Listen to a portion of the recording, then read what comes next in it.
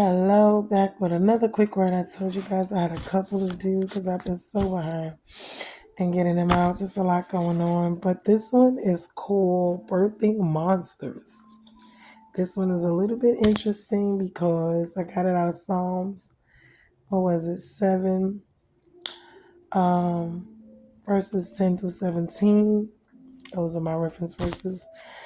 But I'm just going to give you basically what I got out of it. I would love for you to just, briefly go and read it for yourself. But basically, it was talking about birthing, meaning birthing, I guess.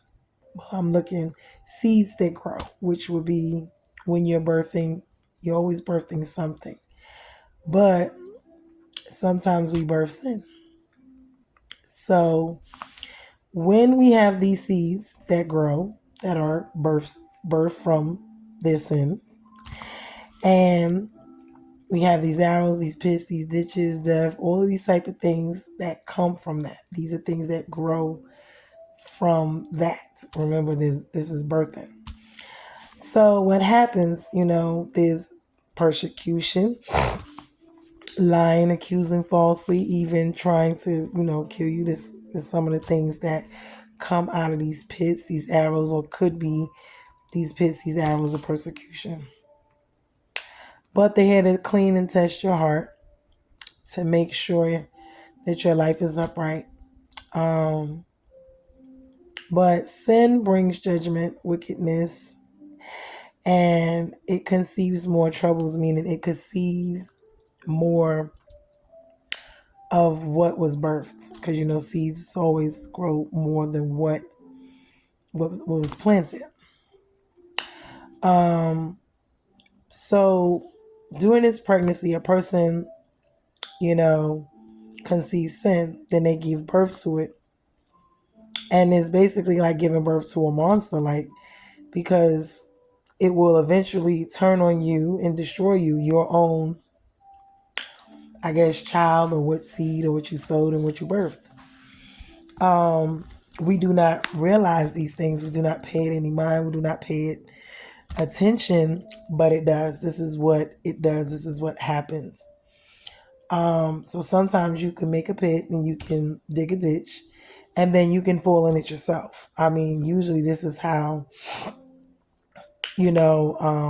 troubles come about, and we end up in our own storms that we ourselves actually created.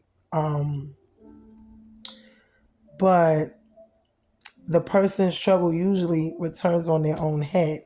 So a word of encouragement and a word of warning: don't give birth to things that you are not willing to live with, meaning, because when you give birth to sin, you have to be able to live with the baby or the seed that you sown, because it will grow and you will watch it grow. It will create problems and it will overtake you one day, or it will, it will come back and uh, create a storm in your life. So basically, God forgives us, of course, for this. But His word is true. We must reap what we sow. So we must understand while we're out here, we're doing all these things. This is like a rebuke, like, God cannot go against His own self and His own word. If He says, you reap, you sow, even though He forgives us, we still have to endure what we created, what we birthed, ourselves, the storm. We have to still reap it because His word is true and this is what is going to happen. So we have to be very careful what we're sowing or birthing. And we must understand also that Jesus suffered and so will we. So that's for the trials and tribulation part. But try not to give birth to sin. We gotta pray for those who do and who persecute us, and use God will eventually use our persecution and turn it into praise in due time. So these are things that I'm learning myself because I've been dealing with some things, and God is really using these things to test and bring out and reveal and show, like I said, what's really inside of you in the time of pressure when you're being, going through these things. You're going to see yourself because certain things is going to come out when you're angry, when you're upset, when you're, questioning, confused, whatever it is. Um, but a lot of it is stuff that we birthed and we could have birthed it before and it's coming up now. And we just got to, let God refine us and take it out once he shows it to us, because that's what he really does in these times. He's revealing it to us. He's letting us see ourselves in his eyes, because we don't see ourselves, good or bad, the way he completely sees us. It's like, we don't see from the Father's eyes because we don't have the Father's eyes. We don't have his insight.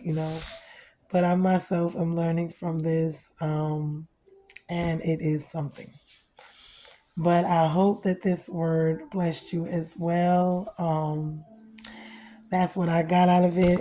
You can look up the scriptures for yourself. I didn't want to read them because they're kind of lengthy, which I really don't necessarily mind if it was just one word I had to get out and I can kind of expand on it a little bit. But to God be the glory.